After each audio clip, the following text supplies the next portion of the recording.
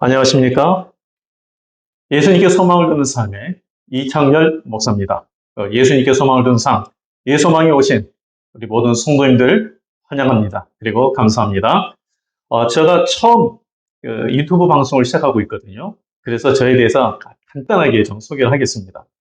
저는 장로의 신학대학원을 95년도에 졸업을 하고 29년 동안 도시 목회를 하였고, 이곳에 오기 직전에는 약 12년 동안 담임 목사로 섬겼습니다. 그리고 이제 묵상의 이 목회를 하기 위해서 이 홍천에 오게 되었고요. 그리고 처음 이렇게 어, 유튜브로 여러분들을 뵙게 됐습니다. 그래서 하나님의 말씀을 어떤 교회 안에서 설교하는 식으로 그렇게 선포하는 것보다는 말씀을 자연스럽게 나누면서 삶에 적용하는 이 묵상 나눔 방식으로 하고자 합니다. 자, 이렇게 이해해 주시고요. 오늘 하나님의 말씀을 먼저 좀 묵상하도록 하겠습니다. 사무엘상 30장 1절에서 6절까지의 말씀인데요. 3절에서 6절까지의 말씀만 읽어보도록 하겠습니다. 제가 하나님의 말씀을 읽겠습니다. 이 자막을 보시고 또 읽어주시기 바랍니다. 다윗과 그의 사람들이 성읍에 이르러 본즉 성읍이 불탔고 자기들의 아내와 자녀들이 사로잡히는지라. 다윗과 그와 함께한 백성이 울 기력이 없도록 소리를 높여 울었더라. 다윗의 두 아내 이스라엘 여인 아히노암과 갈멜 사람 나발의 아내였던 아비갈도 사로잡혔더라. 백성들이 자녀들 때문에 마음이 슬퍼서 다윗을 돌로 치자 하니 다윗이 크게 다급하였으나 그의 하나님 여호와를 힘입고 용기를 얻었더라. 이 본문의 말씀은 사실 굉장히 그 영적인 교훈을 많이 주는 참 좋은 본문이기 때문에 정말 수백 번 읽을 것 같아요. 더 이상 읽었을지도 모르겠어요. 그런데 이번에 또 다시 읽다 보니까 이전에는 그냥 지나친 단어가 눈에 띄더라고요. 그게 어떤 단어인 것 같습니까? 제가 수백 번을 읽었다고 그랬죠. 설교할 때도 굉장히 많이 하나씩 찾아가면서 읽었을 텐데 이번에 보니까 또 눈에 띄는 단어가 있는 거예요. 그게 뭐냐면 6절에 그의 하나님이라는 단어였습니다. 다윗이 그의 하나님 여호와를 힘입고 할 때에 그의 하나님이라는 단어예요. 다윗이 정말 크게 다급했는데 그의 하나님 여호와를 힘입고 용기를 얻었다. 근데 그의 하나님이라는 단어가 이전에는 눈에 그렇게 안 띄었어요. 사실 더 자연스러운 말씀의 표현은 이런 거겠죠. 다윗이 하나님 여호와를 힘입고 용기를 얻었다. 이게 더 자연스러운 것 같은데 굳이 다윗이 그의 하나님이라고 표현을 해요. 그러니까 이제 다윗의 하나님이라는 사실을 강조하는 거죠. 다윗과 함께한 사람들이 이 장을 전체 읽어보면 600명의 장정들입니다. 그들도 하나님 믿는 사람이겠어요? 아니겠어요? 그들도 하나님 믿는 사람들이에요. 다윗과 함께 유대에서 사울왕을 피해서 도피하면서 하나님의 도우심을 순간순간 경험했던 자들입니다. 그런데 오늘 본문은 뭘 우리에게 말해주냐면 다윗의 하나님과 그들의 하나님이 다르다는 거예요. 그의 하나님, 그 다윗의 하나님을 굳이 강조하는 것은 하나님과의 관계를 말한 것입니다. 다윗은 하나님과의 스토리를 갖고 있었어요. 지금까지 이 목동 시절 때 하나님으로부터 기름 부음을 받은 이후에 그리고 골리앗과의 싸움, 그리고 그 이후에 전쟁터에서 또 도피하는 삶에서 하나님과 동행하는 스토리가 있었어요. 그러나 다른 사람들은 하나님을 모르는 사람들도 아니고 안 믿는 자도 아니지만 하나님과의 친밀함은 없었고 인격적인 관계도 별로 없었던 것 같아요. 혹시 이런 생각해 보셨습니까? 분명 성경에 나온 하나님은 한 분이신데 나의 하나님, 내가 믿는 하나님과 성경에 기록된 하나님과 같은가? 어떤 분에게는 기도하면 막 응답하신다는데 그런 하나님이라는데 심지어 조지 밀러는 5만 번 응답을 받았다는데 그런 말 들으면 나하고는 거리가 좀 먼 하나님이신 것 같죠. 또 어떤 때는 하나님이 정말 함께하는지 의문이 되는 그런 경우도 있습니다. 야, 저 권사님, 저분이 믿는 저 집사님 하나님은 야, 이런 능력도 베푸시고 뭐 도와주신 그런 하나님이시라는데 나의 하나님은 점점 이렇게 돼버리는 거예요. 제가 이곳에 이제 온 지가 한 6개월 됐습니다. 근데 좀 시골이잖아요. 그 아는 사람도 없는 곳에 오니까 처음에 좀 많이 외롭죠. 가족도 아직 오지 않았으니까요. 그런데 최근에 어떤 목사님을 소개를 받았어요. 제가 이제 이 강원도에 가입을 하려고 이제 이곳에 계신 어떤 목사님을 찾아뵀는데 이분을 통해서 이 화촌에 계신 한 목사님을 소개를 받았습니다. 갑자기 뭐 이 시간 되냐고 그래가지고 가자고 해서 갔는데요. 야, 저는 여기가 제가 사는 곳이 참 시골이다라고 생각했는데 거기 가니까요.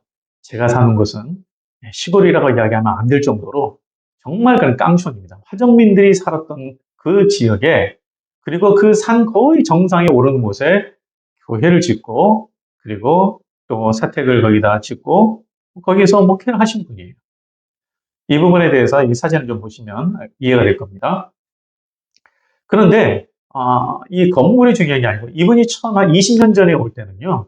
이 포장도 안 되는 그런 곳에서 이 한번 읍에 내려갔다가 또 자기 있는 곳으로 올라가는데 오는 데만 한 40분 이상 차 타고 걸리는 그런 깡촌이에요. 그런 곳에 와서 있으려고 하는데도 불구하고 마을 사람들이 절대 반대했다는 거예요. 교회 짓는 것을.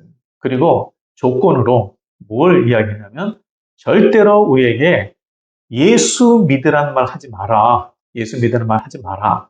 그 약속해라. 그랬다는 거예요. 근데 이 목사님이 그때 뭐라고 했냐면 약속했대요. 예수 믿으라는 말 하지 않겠다고. 대신 이렇게 이야기 속으로 다짐했답니다. 말은 하지 않겠다. 그러나 삶으로 보여주겠다. 그래서 이분이 그곳에 살면서 정말 이 마을 사람들의 정말 찾아가고 이들을 또 어려울 때 도와주고 위로하고 격려하고 이게 1, 2년 했으면 이들이 안 들었었죠. 근데 6년 정도 지나니까 가장 반대했던 분이 돌아오고 그래서 지금은요 마을 사람의 반 이상이 교회 성도가 되었습니다. 그리고 나머지 분들도 이 목사님이 별명이 있어요. 목사님 별명이 뭐냐면 홍반장입니다. 홍반장. 이 시골에는요 이장이 있고요 그 밑에 반장이 있어요. 근데 반장이 실제적으로 일을 많이 합니다. 그래서 이 홍반장 목사님이신데 제가 이제 질문했죠. 20년 전이면 여기 뭐 지금도 이게 가기 어려운데 20년 전에 초등학교 1학년, 3학년 애들 데리고 어떻게 여기 오셨냐고. 그랬더니 원래 미전도 정족 선교사로서 헌신했는데 근데 하나님께서 이곳으로 보내셨다. 근데 처음에는 여기에서 좀 훈련하고 가려고 했는데 하나님이 말씀하시길 여기가 너의 사역지다. 그래서 이곳에 있었다는 거예요. 그래서 아니 애들이 그렇게 어린데 그리고 이 산 정상 쪽인데 밑에 마을로 내려가는데도 2km 걸어 내려가야 되는데 여기 어떻게 애들하고 오게 되셨어요? 너무 힘들지 않으셨어요? 그랬더니 힘들지 않았대요. 여기가 하나님께서 주신 사역지다고 생각하기 때문에 힘들지 않았다. 그러면서 제가 생각했어요. 야, 이분의 하나님과 나의 하나님을 생각했어요. 이분의 하나님은 세밀하게 인도하신 하나님, 그리고 어떠한 상황에서도 보호하시고 함께 하시고 그에게 소망이 되신 하나님. 저도 그런 생각을 하지만 저보다도 그 하나님이 더 구체적으로 그분에게 있는 것 같아요. 그런 도전을 좀 받았습니다. 자, 여기 다윗과 함께한 600명은 자기들이 당한 이 역경에서, 이 역경이 어떤 역경이냐면 성경에 보시면 집이 불타고 성이 불타고 그리고 자기 가족들이 다 노예로 끌려갔잖아요. 사실 상실 중에서도 가장 큰 상실은 자녀들을 잃어버린 상실감 아니겠어요? 이 자녀가 실종이 되면 그 부모는 사실 그때부터 시간이 멈춥니다. 네. 그 자녀들을 찾기 위해서 온전히 모든 것을 다 집중하죠. 근데 이 사람들은 재산을 잃을 뿐만 아니라 자녀들께 다 잃었어요. 그러니까 그런 역경을 당하니까 하나님께 소망을 못 둔 거예요. 다윗을 돌로 쳐 죽이려고 했어요. 그러니까 그들의 하나님은 지금의 이 역경의 상황을 그대로 방관한 하나님이고 묻히기만 하나님인 거예요. 그러니까 하나님을 더 이상 의지하지 못하는 거죠. 그런데 다윗은 자기가 믿는 그의 하나님은 어떤 하나님이에요? 이러한 역경 중에도 보호하시는 하나님인 거예요. 2절에 보시면 거기에 있는 젊거나 늙은 여인들은 한 사람도 죽이지 아니하고 이렇게 되어 있죠. 젊거나 늙은 여인들은 한 사람도 죽이지 아니하고 참 보십시다. 젊은 여인들은 데려갈 수도 있어요. 또 쓸모가 있을 것 같으니까. 일도 잘하고 또 어디 판대도 돈도 더 많이 받고.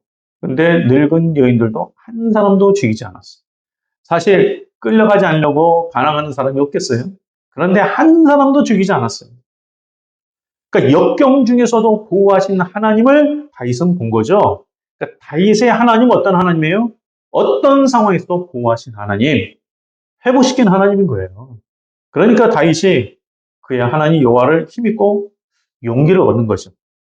그렇다면 우리 성도님들의 하나님은 어떤 분이십니까? 스스로 한번 질문해 보세요. 나의 하나님은 어떤 분인가? 나는 나의 하나님을 힘입고 용기를 얻는 자인가? 오늘날 이 믿음의 삶으로 사는 것이 참 힘들죠. 그리고 일상적인 삶도 쉽지 않아요. 참 요즘 취업이 참 어렵습니다.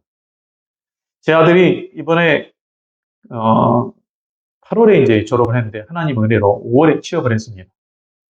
근데요, 취업을 했는데 정말 하나님 은혜로 취업을 했어요. 근데 이 경쟁률이 참 어마어마합니다.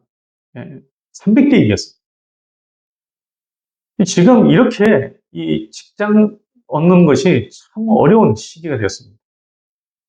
우리 양극화도 심화되고요. 서울에서 집을 산다는 것은 정상적으로는 불가능합니다. 자녀들의 미래가 더 어려운 상황이죠. 그리고 지금 경기도 안 좋은 상황입니다. 자, 이런 개인적으로도 여러 가지 어려운 상황이 있을 텐데, 그럼 그런 상황에서 나는 여호와를 힘입고 용기를 얻고 있는가? 하나님과의 스토리를 좀 만드셔야 돼요. 내가 성령의 음성을 듣고요. 순종해서 순종을 통하여 하나님이 도우시는, 인도하시는 그러한 하나님과의 스토리를 여러분들이 꼭 경험하셔야 됩니다. 그것을 가지셔야 돼요. 그럴 때 어떤 상황에서도 하나님을 힘입을 수 있습니다. 그러니까 오늘 이 하나님의 말씀을 통해서요. 나의 하나님 어떤 하나님인가? 다윗이 그의 하나님을 힘입고 용기를 얻었다는데 그렇다면 나의 하나님 어떤 분인가? 나는 나의 하나님을 힘입고 용기를 얻는가? 다시 한번 좀 생각하면서 이 다윗과 같이 하나님과의 정말 이 믿음의 스토리를 더 키워가시고 그리고 하나님 힘입고 살아가는 그런 성도님들이 되시길 바랍니다. 잠깐 기도하겠습니다. 하나님, 이곳에 있는 우리 모든 성도님들에게 다윗과 같이 나의 하나님, 정말로 함께 하시고 도우시고 인도하시는 하나님을 경험하여서 어떠한 상황에서도 나의 하나님을 힘입고 용기를 얻는 자가 되게 하여 주옵소서. 예수님의 이름으로 기도합니다. 아멘. 오늘 첫 방송이었는데요. 좀 첫 방송이라서 좀 말이 많이 좀 이렇게 꼬이는 경우도 있었는데 이해해 주시고요. 그리고 오늘 이렇게 처음 뵈서 너무나 반갑습니다. 앞으로 하나님의 말씀으로 같이 좀 나누기를 바라고요. 어떻게든지 저는 이 말씀을 통해서 몇 분이라도 이 말씀을 듣고 좀 힘을 얻어서 이 땅에 산 동안 하나님의 백성으로서 또 하나님 나라에 합당한 사람으로 살아가는 그런 성도가 되기를 소망합니다. 네, 다음 주에 또 뵙도록 하겠습니다.